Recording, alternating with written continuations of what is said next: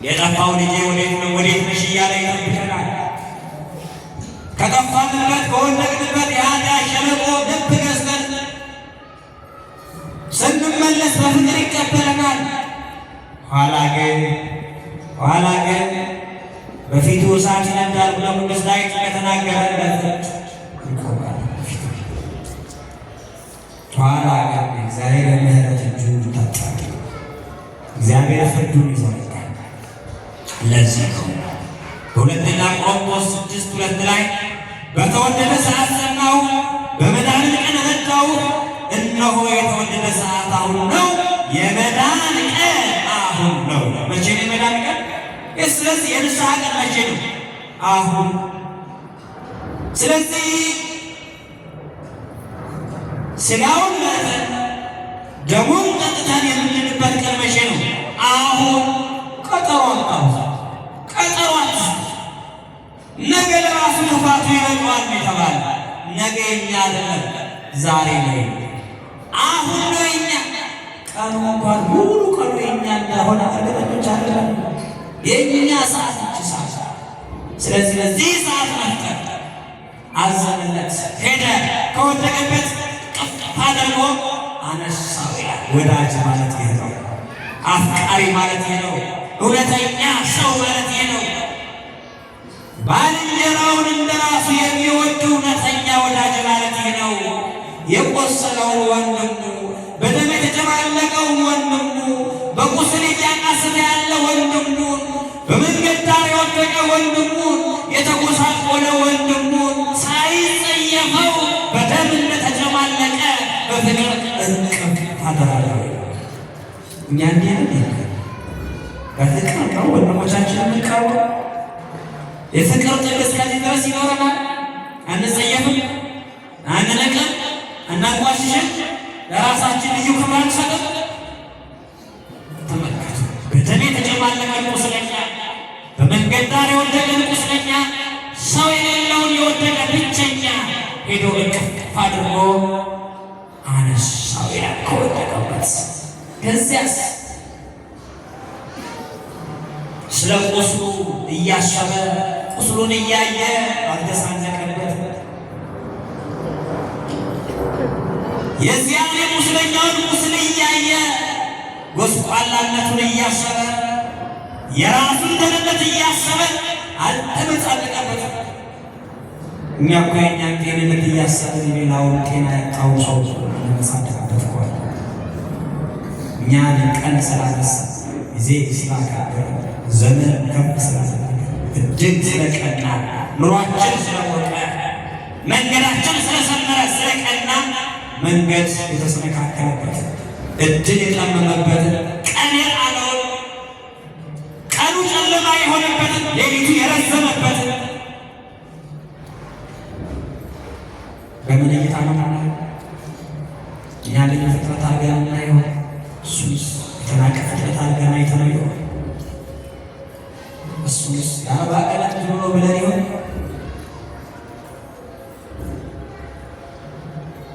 ተመልከቱ፣ ያ ደግ ሳምራዊ፣ ርኅሩህ ሳምራዊ፣ ቸር ሳምራዊ፣ መልካም ሳምራዊ፣ የወደቀውን ችግረኛ ከወደቀበት አንስቶ የሚያቀፍ ፍቅር አዋቂ ሳምራዊ፣ ፍቅር አስተማሪ ሳምራዊ፣ የወንድም ፍቅር የሚገባው ሳምራዊ፣ የወንድም ፍቅር የሚገባው ሳምራዊ ከነቁስሉ አቀፈው ላይ በቁስሉ ላይ ዘይት ጨመረለት፣ መድኃኒት አደረገለት። ያ ቁስለኛ ከቁስሉ ዘይት ስለተደረገለት የቁስሉ ስሜትና ሕመም ታገሰ፣ መለስ አለለት። ይሄ ብቻ ራሱ የሚጓዝባት አህያ ነበረችው። ይሄ ሳምራዊ አህያውን አመጣና ቁስለኛው በወንበዴዎች የተደበደበውን በሽፍቶች የተደበደበውን የወደቀውን ቁስለኛ በአህያው ላይ አስቀምጦ ወደ እንግዶች ማረፊያ በክብር ወሰደው። እሱ በእግር እየሄደ ቁስለኛውን በአህያው ላይ አስቀምጦ ወሰደ። ደግ ነው፣ መልካም ነው፣ ቅን ነው፣ የዋህ ነው፣ ከራሱ ይልቅ ለታመመው ሰው ቅድሚያ የሰጠ ነው። እሱ በእግሩ እየሄደ ነፋስ እየመታው፣ እሱ በእግሩ እየሄደ ሾህ እየወጋው፣ እሱ በእግሩ እየሄደ የመሬቱን ግለት እያቃጠለው፣ ቁስለኛውን ግን በአህያው ላይ አስቀምጦ ተጓዘ። ይሄ ነው ወዳጅነት፣ ይሄ ፍቅር፣ ይሄ ነው መልካምነት፣ ይሄ ቅንነት፣ ይሄ ለካ ጌታ ኢየሱስ ይህን ምሳሌ መሰለለት። ለዚያ ራሱ በወንድሙ ፊት ጻድቃን ለሚያቀርብ ጎልማሳ ነበር። ለሚመጻደቅ ጎልማሳ ይህን ያቀረበለት ምሳሌ ጌታ ለቃይ ምሳሌ አድርጎ የነገረን እርሱ ለዓለም እርሱ ለእኛ የሆነንን እያሳየ ያ ከኢየሩሳሌም ወደ ኢያሪኮ የተጓዘ መንገደኛ የተባለው አዳም ነው። እርሱ በክፉ ሐሳብ በክፉ ምኞት ከገነት የምታስወጣዋን ሕግ መተላለፍን ፈጸማት፣ አደረጋት። ስለዚህ ሰይጣን ወንበዴ የተባለው ሽፍታ የተባለው ሰይጣን ዲያብሎስ ረገጠው፣ ገዛው፣ አቆሰለው፣ አደማው፣ ደሙን አፈሰሰ፣ ስቃዩን አበላው፣ መከራውን አበላው። 5500 ዘመን ያህል አሰቃየ። ቀጠን ቀጠን በኃጢአት የሞት ባሪያ የሞት ተገዥ ያደረገ አዳም ከልጆቹ የሞት ተገዥ የሆነ ተቀጠቀጠ። ታዲያ አዳም የተመሰለ ያ በሽፍቶች የተቀጠቀጠ የወደቀ ሰው የሚረዳው ሲሻ የሚያነሳው ሲሻ የሚደርስበት ሲሻ እንዳላገኘ ሁሉ አዳም ለ5500 ዘመን ከወደቀበት ሊያወጣው የሚችል ሊያነሳው የሚችል ብርቱ ግን ሊያገኝ አልቻለም። በዘመኑ እኮ ነበሩ ካህናት፣ በዘመኑ እኮ ነበሩ ነቢያት፣ በዘመኑ እኮ ነበሩ መላእክት እንኳን የወደቀውን አዳም ማንሳት አልቻሉም። የቆሰለውን አዳም ሽፍታ በተባለው ዲያብሎስ፣ የተቀጠቀጠውን አዳም የሞት ተገዥ የሆነውን አዳም የዲያብሎስ የክፋት ክንድ ያረፈበትን አዳም ሊያነሳዋቸው ሊያወጣዋቸው መላእክት እንኳን ሊታደጉት አልቻሉም። ብዙ ነቢያት ተነስተዋል፣ ብዙ ጻድቃን ተነስተዋል። ጽድቃቸው የነቢያት ትንቢታቸው የአበው ሱባኤያቸው አዳምን ከወደቀበት የኃጢአት ባርነት የሞት ባርነት ሊያወጣው አልቻለም። አዳም ያቃስታል፣ አዳም ይጮኻል፣ አዳም ይጣራል፣ አዳም ያነባል፣ አዳም ያለቅሳል። አዳም በሕመም ውስጥ ሆኖ ከሕመሙ ሊፈውሰው የሚችል መድኃኒት ሊያመጣ የሚችል ኃይል አልተገኘም። ስለዚህ በደጉ ሳምራዊ የተመሰለ ደግ የሆነ አምላካችን መድኃኔ ዓለም ኢየሱስ ክርስቶስ ከእመቤታችን ከንጽሕት ድንግል ማርያም እርሱ ተወልዶ ያ ጊዜ ያ ቀጠሮ ሰዓቱ ሳያልፍ ጊዜው ሳይባክን ዘመኑ ሳይረዝም ቀጠሮ ሳያልፍ እግዚአብሔር ከሴት የተወለደ ልጁ የዘመኑ ፍጻሜ በደረሰ ጊዜ እግዚአብሔር ከሴት የተወለደ ልጁ ላከልን ብሎ ቅዱስ ጳውሎስ እንደነገረ እርሱ መድኃኔ ዓለም ኢየሱስ በሰዓቱ ጊዜውን አላባከነ፣ ቀጠሮ አላስረዘመ፣ ጊዜ አላባከነ። ይልቁንስ የወደቀውን አዳምን ለማንሳት ቸኮለ። የወደቀውን የሰውን ልጅ ለማንሳት በቁስሉ ላይ ዘይት ለመጨመር ከወደቀበት አንስቶ በራሱ ዙፋን ላይ ለማስቀመጥ ጊዜ አላባከነ፣ ሌላ ቀጠሮ አልሰጠም። በሰዓቱና በጊዜው መጣ፣ ከሰማየ ሰማያት ወረደ፣ ከድንግል ማርያም ተወለደ፣ በመልዕልተ መስቀል ተሰቀለ፣ ደሙን በመስቀል ላይ አፈሰሰ። ባፈሰሰው ደም በቁስላችን ላይ ጨመረ። በእሱ ቁስል እኛ ተፈወስን። ኢሳይያስ በማን ቁስል? በኢየሱስ ክርስቶስ ቁስል። የእርሱ ቁስል ተመለከተ። ያ ደግ ሳምራዊ የወደቀውን በሽፍቶች የተደበደበውን ያን ቁስለኛ ሲያነሳው በደም እንደተጨማለቀ አልተጸየፈውም። በኃጢአት ተጨማልቀን እያለ በበደል ረክሰን ቆሸን ሳለ አልተጸየፈም፣ አልናቀንም። በፍቅር እቅፍ አድርጎ የፍቅርን ጥግ አሳየ፣ የወዳጅነትን ጥግ አሳየ። ራራልን፣ አዘንን፣ አባትነቱን ቀመስነው፣ አየነው። አባ አባት ብለን በምንጠራበት አምላካዊ ፍጡር ጎበኘን፣ ከራሱ ጋር አስታረቀን፣ ወደ ራሱ አቀረበን። በራሱ ዘይቱን ከጨመረለት በኋላ በራሱ አህያ ላይ አስቀምጦ ነው። ምን ማለት ነው? በክብሩ አከበረን ማለት ነው። እርሱ የዓለም ብርሃን ሆኖ ተገልጦ አንትሙ ብርሃኑ ለዓለም አለ። እርሱ እውነተኛ እረኛ ሆኖ ተገልጦ እናንተ የበጎች እረኛ ብሎ ሃይማኖት ሾመ።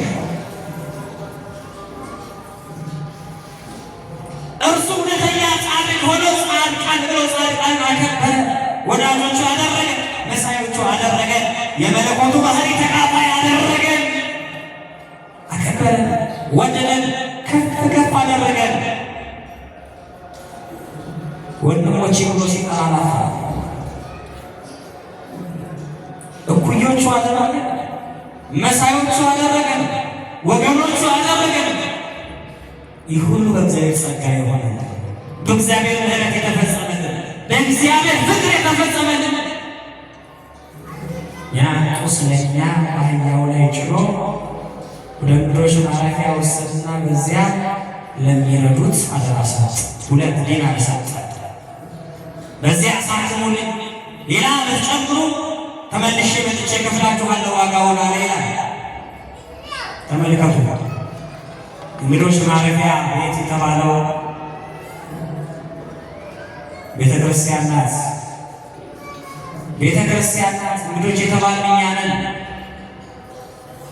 የትኛውም መንገደኛ፣ የትኛውም ኃላፊ አግዳሚ መጥቶ ልጅ የሚሆንባት፣ የትኛውም ኃጢአተኛ መጥቶ ጻድቅ ሆኖ የሚመለስባት፣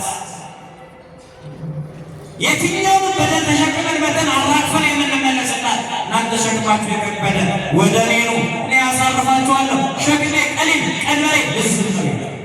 ከና ኃጢአታችን መጠን ኃጢአታችን አራግፈን ጻድቃን ሆነን እንመለስባታለን። ቤተ ክርስቲያን ኃጢ ተብለን የተጠራን ጻድቅ ተብለን እንጠራባታለን። ቤተ ክርስቲያን ዘመናዊ ሆነን መጠን እግዚአብሔር ደናግላልን ክብር ሊያከብር ሊሰጠን ዘመናዊነታችን ከእኛ ላይ አርቆ በደናግላን ክብርና ጸጋ ይጠራናል።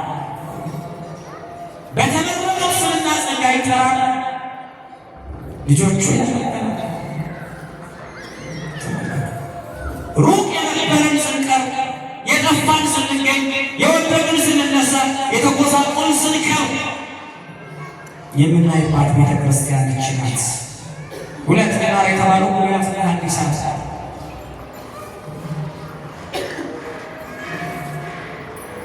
ስለዚህ ያ ደግ ሳምራዊ የተባለ ሰው ባልንጀራ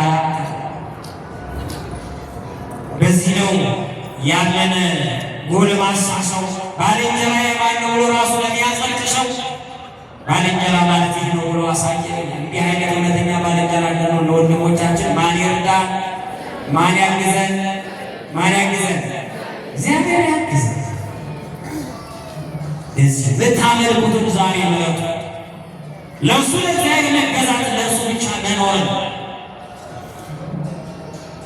ለኃጢአትና ለጽድቅ መገዛት አይቻልም።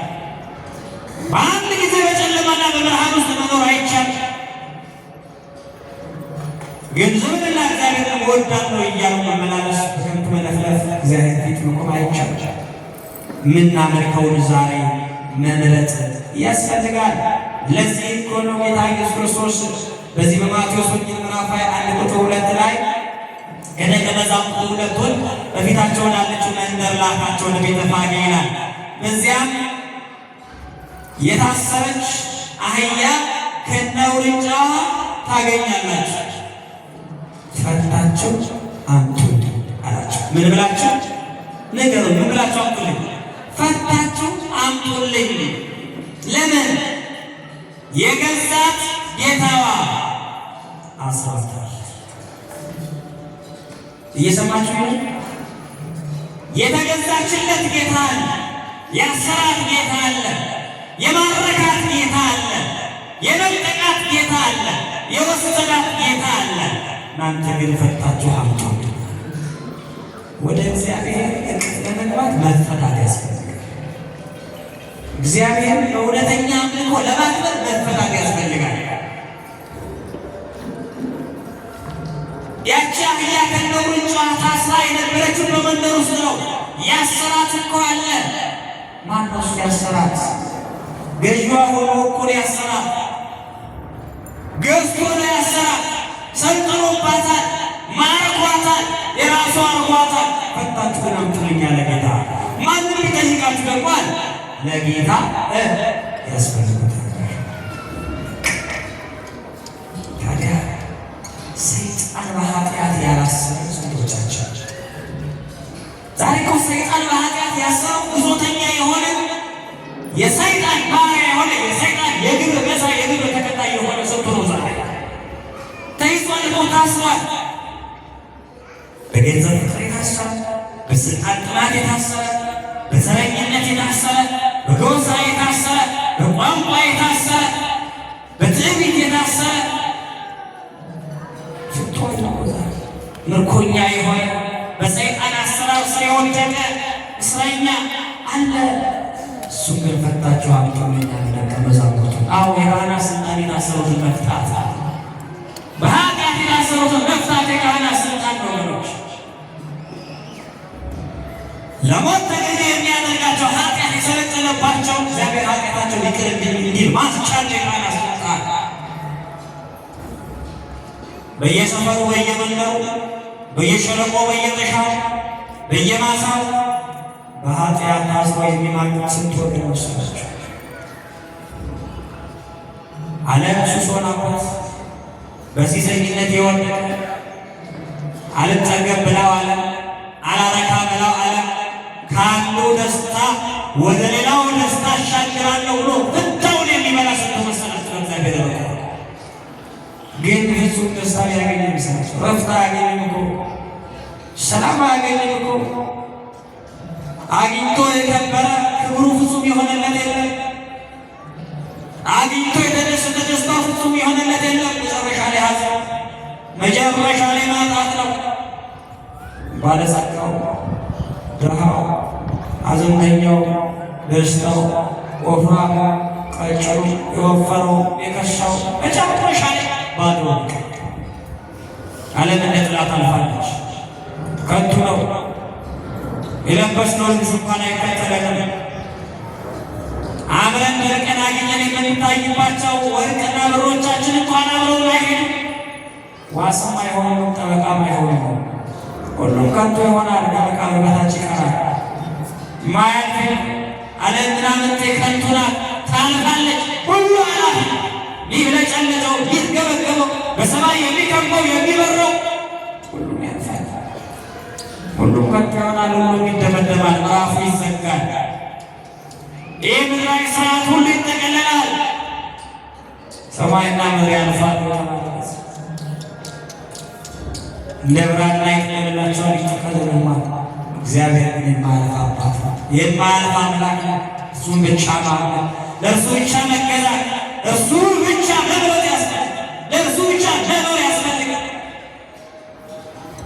በዚህ በመጽሐፍ በመጽሐፍ ሳሙኤል ቀዳማዊ ምዕራፍ 2 ላይ የተጠቀሰች አንዲት ሴት አስተማሪ ታሪክ አላት። እች ማርያም የሳሙኤል እናት በዓመት አንድ ጊዜ ለሚከበረው በዓል ባሏ ሕልቃና ይዟት ወጣ። ጣውንቷ ፍናና ከወለደቻቸው ልጆቿ ጋር በደስታ ወጣች። ይቺ መካኒቱ ሐና ግን ከእርሷ ጋር የሚወጣ ልጅ ስለሌላት ብቸኝነት እየተሰማት ወጣች። እዚያ በጸሎት ቤተ መቅደስ የሚሰዋው ተሰዋ፣ የሚታረደው ታረደ፣ ድግሱ ተደገሰ፣ በዓሉ መከበር ጀመረ። ወላዲቱ ፍናና ከልጆቿ ጋር ደስታዋን ታጣጥማለች። ልጅ ያልነበራት መካኒቱ ሐና ግን የሚበላው የሚጠጣው ደስታው መዝናናቱ ኢምንት ሆነባት። ከእርሱ ይልቅ እግዚአብሔር ይሻላል አለች። በመብልና በመጠጥ በዓሉን ከማክበር ይልቅ ለጸሎት መትጋት ይሻላል፣ ከእግዚአብሔር ጋር መነጋገር ይሻላል አለች። በሥጋዊ ተድላ ደስታ ከሚከበረው በዓል ይልቅ በጾምና በጸሎት የሚከበረው በዓል የከበረ ስለሆነ የተወደደ ስለሆነ ሐና ይህን ሁሉ ትታይ አስቡ። ስውር እኮ አጥቶ ካጤሰ በኋላ ባሏ ሕልቃና መጥቶ ጠጪ፣ ተደሰቺ፣ አትዘኚ ከሰባት ወንድ ልጆች ይልቅ እኔ አልበልጥብሽምን? እኔ እነሱን ቦታ ተካልሻለሁ ለምን ታዝኛለሽ? ብሎ ሊያረጋጋት ሞከረ። በመብልና በመጠጥ ሊደልላት ሞከረ፣ ሊያባብላት ሞከረ፣ ሊያስደስታት ሞከረ። የሚበላው የሚጠጣውን አቀረበላት። በፊቷ ያለውን የበዓል ማክበር ስርዓት አሳያል። ሐና ግን ደስታ ሊሰማት አልቻለም። ትታው ተነሳችና እግዚአብሔርን ለማግኘት በመቅደሱ ፊት ለፊት ለጸሎት ቆመች። ረጅም ሰዓት ከንፈሯ እየተነቃነቀ በዓይኖቿ እንባዎቿ እየፈሰሱ ከእግዚአብሔር ጋር ትነጋገር ነበር። ከእግዚአብሔር ጋር በመቅደሱ ለመነጋገር ለሁላችን እግዚአብሔር ይፍቀድልን። እንዲህ አይነት የቀና ልብ ለሁላችን እግዚአብሔር ያድለን። እግዚአብሔር ጋር ተነጋግረን ይሁን እንሄደው የመጣነው እግዚአብሔርን አግኝተን ነው የምንሄደው? ተነጋግረን ነው የምንሄደው ወይስ ወሬ አውርተን እንደ ልማድ መላልሰን እግራችን ብቻ መጥቶ መመላለስ ሆነ? ትርጉም የለውም ወገኖች። እዚያ ቤተ መቅደስ እኮ የፍናና ልጆቿ አሉ፣ ሴት ልጆቿ፣ ወንድ ልጆቿ አሉ፣ የሕልቃና ወላጆች አሉ፣ ይደሰታሉ። ግን እንደ ሐና አልተባረኩም። ግን እንደ ሐና የተወደደውን ነገር አልመረጡም፣ የተሻለውን ነገር አልመረጡም። ምክንያቱም በመብል የተሸፈነ በሥጋዊ ደስታ የተሸፈነ አምልኮ ምን ዋጋ አለው? የኔና የእናንተ አምልኳችን በብዙ ነገር ተጋርጧል፣ ተሸፍኗል። የአንዳንዶቻችን በሥጋዊ ጥቅም፣ በሥጋዊ መሻት መንፈሳዊ መሻታችን ተሸፍኗል። ሥጋዊ ጉልበታችን ስንቆጥር መንፈሳዊ ጉልበታችንን ረስተነዋል። ሥጋዊ ስብራታችን ስናስታምም መንፈሳዊ ስብራታችን ረስተነዋል። ሥጋዊ ቁስላችንን ስንታከም መንፈሳዊ ቁስላችንን ረስተነዋል። ማን ነው ሥጋው በደዌ ተመቶ በደዌ ተይዞ ወደ ሕክምና ማሄድ ማያሳክም ራሱ ማን ማይታከም ማን? ግን የነፍስ ሕክምና ካረገ ቆይተናል። ነፍሳችን እኮ በሕክምና ርቀናታል። ለሥጋ ጤንነት መድኃኒት እንውጣለን፣ ለነፍስነት መድኃኒት እኮ ሥጋውን እየበላን ደሙን እየጠጣን እኮ አለ። ኧረ እውነቱን እንነጋገር ከተባለ ለሥጋ ጤንነት የማንከፍለው ዋጋ እኮ የለም። በየጸበሉ ሲሄድ በየሆስፒታሉ ሲሄድ ሙሉ ጊዜውን ሰጥቶ ስራውን ትቶ ቤቱን ትቶ ልጆቹን ትቶ ንብረቱን ትቶ ንግዱን ትቶ በየጸበሉና በየሆስፒታሉ ስትወድቋል መሰላችሁ። ማን ነው ለንስሐ ብሎ ቤቱን ንብረቱን ስራውን ንግዱን ትርፉ ሁሉ ትቶ ለንስሐ ራሱ ያዘጋጀዋል? የለም። ጸበል ይሄዳል፣ የንስሐ ሕይወት የለውም፣ ይጠመቃል፣ ከሥጋ ደዌ ይፈወሳል። የሥጋ ጤንነት እኮ መንግሥተ ሰማያት አያስገባም። በሥጋ ጤነኛ መሆን እኮ መንግሥተ ሰማያት አያስወርስም። የምንጠመቀው ጸበል እኮ በየገዳማቱ ሄደን የፈውስ ጸበል እኮ ነው። ፈውስነቱ ለምንድን ነው ካለ ለሥጋ ነው። ከረዳን ለነፍስ ፈውስ ከረዳን ወደ ንስሐ ያቀርበናል፣ ይመራናል እንጂ በዋናነት ግን የሥጋ ጤንነት ነው የሚሰጠው። እየሰማችሁ ነው? ነፍስ የምትፈወሰው ኃጢአት የሚሰራው በንስሐ ነው፣ በሥጋው ነው። ታዲያ የሥጋን ጤንነት እግዚአብሔር በሰጠን በረከት በጸበሉ ተጠምቀን ስናገኝ የነፍሳችንን ድኅነት ንስሐውን እናውቻለን። ምናልባት በጸበል ተጠምቀን ሄዳለሁ ከሚታየው ሥጋ ደዌ ይሆናል። የማይታየው የኃጢአት ደዌ ነፍሳችን ላይ እንደ ሸክም ከብዶን እያለ ምነው ንስሐ መግባት ተሳነ? ምነው ወደ ሥጋው ነው መቅረብ ተሳነ? ምነው ያ የኃጢአት ቁስል አልተዘዘነ አልሰማን አለ አልቆረቆረን አለ? ራስ ምታት፣ የሆድ ቁርጠት፣ የእግር ቁርጥማት እንቅልፍ አያስተኛም አይደል? ያስተኛል። የምን ደዌ ነው? የሥጋ ደዌ። የነፍስ ነው? አይደለም። ታዲያ ኃጢአታችን ነው እንቅልፋችን ነሽ ብለን እንተኛለን። እናወልቀው እንቅልፍ አነሳለን። አያችሁት? በስጋ የሚጎሽም የሚያሰናይ በሽታ ረፍት እንደሚነሳ ሁሉ በነፍስ ደግሞ የሚያቆስል በሽታ ኃጢአት ረፍት ሊነሳን ይገባል። ቸኩለን ፈጥነን ሮጠን ተሽቀዳድመን ለተቀደሱት ምስጢራት መብቃት ያስፈልጋል። ያልኳቸው ያለው በየጸበሉ ቦታ እየሄዱ መጠመቅ በጎ ነው፣ መልካም ነው፣ ለስጋ ፈውስ ነው፣ መድኃኒት ነው። ግን ንስሐ በመግባት ፍጹም ልናደርገው ይገባል። የነፍስን ድህነት ያስፈልጋል። ከጥፋታችን በመመለስ ኃጢአት መርዝ ናት፣ ትገላለች። ኃጢአት መራራ ናት፣ ሬት ናት፣ ለነፍስ ምሬት ናት። መንግሥተ ሰማያት የማታስገባ መጋረጃ ናት። እግዚአብሔርን እንዳናይ የምታደርገን መጋረጃ ናት። የኃጢአት መጋረጃ በንስሐ ቀደን እግዚአብሔርን በትሕትናና በንጽሕና እንድናየው ማለት ይቅድልን። እግዚአብሔር ይርዳል። እግዚአብሔር ይጎብኘን። እግዚአብሔር ይየን። እግዚአብሔር ይፈውሰን። ታዲያ ያቺ ኃጢአት ቆማት በጸሎት ጠይቀዋለች። ሌላው ይበላል፣ ይጠጣል፣ ይደሰታል። እሷ ግን እግዚአብሔር በጸሎት እንዴት የተባረከ ሴት ናት! እንዴት ልባም ሴት ናት! እንዴት አስተዋይ ሴት ናት! የጸሎት ተምሳሌት ናት ሴት። እኛን ጸሎት ያዘናጋል እኮ በምድርና መጠጥ ጨዋታና ተድላ ደስታ እኮ አያሳሳም ጸሎት። እንደው ቤታችሁ እንኳን ሆነ ውስጥ ከቤተሰብ ጋር እንኳን ለመጸለይ እንደው ተውት፣ ሌላውን ማዕድ እንኳን ቀርቦ አማትረን አባታችን ሆይ ብለን ለመጸለይ የቀረበው ማዕድ ያሳሰናል። ቆርሰን ስርቆት ትቸኩላለን። አናሳስረን ምስኪኖች እኮ መብል እግዚአብሔር ምስጋና ያሳሳል። የቀረበልን ማዕድ እግዚአብሔር ምስጋና እንድናቀርብ እንኳን እድል አልሰጠንም። እስከዚህ ድረስ ለስጋ እንድንገበገብ ግን እኮ ጸሎት፣ ግን እኮ ምስጋና፣ ግን እኮ ዝማሬ እኮ የነፍስ ምግቧ። ለስጋ ምግብ ቀርበን ተንደግመን ማዕዱ ላይ እንደጸፈርን ሁሉ ለነፍስ ምግብ የሆነው ቃለ እግዚአብሔርና ጸሎት ለመስማት ነው። ምን ፈጥሮ መሆን እኮ ይቻላል። ስጋዬን አገንኳት፣ ስጋዬን አበላኋት፣ ስጋዬን በልብስ አሸበረኳት፣ በስጋዬ ላይ የሚያውለውን ሽቷን ከፈከፍኩባት፣ መዓዛዋ ከሩቅ እንዲጠራ አደረኳት። ግን የነፍሴስ መዓዛ የነፍሴስ የኃጢአት ጠረን ተወግዶላት ይሆን? የነፍሴ የኃጢአት ሽታ ርቆላት ይሆን?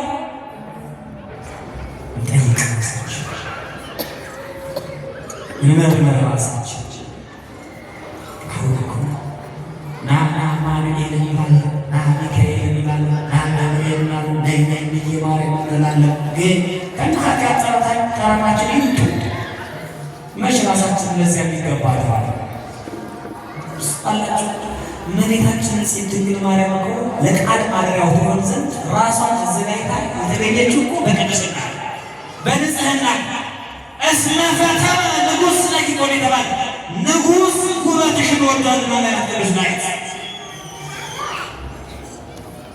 ንጉሥ ውበትሽን ወዷልና ልጄ ሆይ የአባትሽን የእናትሽን የዘመዶችሽን የወገኖችሽን ቤት እርሺ፣ ለንጉሥ ማደሪያው ትሆኚ ዘንድ ተመርጠሻልና እኮ ነው የተባለች። ለምን? ውበቷ መዓዛዋ በንጉሷ በንጉሳችን በእግዚአብሔር ዘንድ የተወደደ ስለሆነ የኔና የእናንተ መዓዛችን በእርሱ ዘንድ ምን ይመስላል? የሚወደድ መዓዛ አለ? የሚወደድ ጠረን አለ? እግዚአብሔርን የሚጋብዝ፣ እግዚአብሔርን የሚማርክ፣ እግዚአብሔርን በፍቅር የሚጠራ፣ እግዚአብሔርን በፍቅር የሚስብ፣ ወደ እግዚአብሔር በፍቅር የሚያቀርብ መዓዛ አለ? እግዚአብሔር እኮ በኃጢአት ከተጎሳቆለ ኃጢአታችን እንኳን ሳይጸየፈን እኮ ጠራን። እንዲህም እንኳን ተጠርተን እንኳን አልቀረንም። ለተዘጋጀ ለተዘረጋው የሕይወት ማዕድ ብቁ አይደለንም፣ ራሳችን አላዘጋጀንም። ለምን? ብቁ ያልሆነው በንስሐ ስላልታጠብን። የተነሳሽነት የፍላጎት የመሻት ብቃትን ያነሰን እንጂማ እግዚአብሔር ኃጢአታችን ሁሉ ይቅር ይለን እኮ የታመነ አምላክ ነው። እግዚአብሔር እኮ መልአካዊ ባህሪ ይዘህ ለምን አልኖርክም ብሎ አይቀስፍም። የተጎሳቆለ ሰብአዊ ባህሪህን ለምን በንስሐ አልታጠብከውም? ለምን እጅህን አልታጠብሽም ነው የሚለው እግዚአብሔር። እግዚአብሔር ለምን ኃጢአት እንዲች ጫፏን ሳትነካ ንጹሕ ሆነህ ባለመንገድ ተቀጣሃል አላለም። ወድቀህ ለምን አልተነሳም? ተሰብረህ ለምን አልተናገርክም? አጥፈህ ለምን አልነጻም? አልተቀደስም? አልከበርክም? ይህን እዚያ ነው ጻድቅ 7 ጊዜ ይወድቃል፣ 7 ጊዜ ይነሳል። መነሳት ትንሣኤ ልቦና፣ የንስሐ ትንሣኤ፣ የልቦና ትንሣኤ ያስፈልገናል። የወደቅንበትን ኃጢአት የመግላት የመጸጸት ያሳለፍነውን በደል የሰራነውን በደል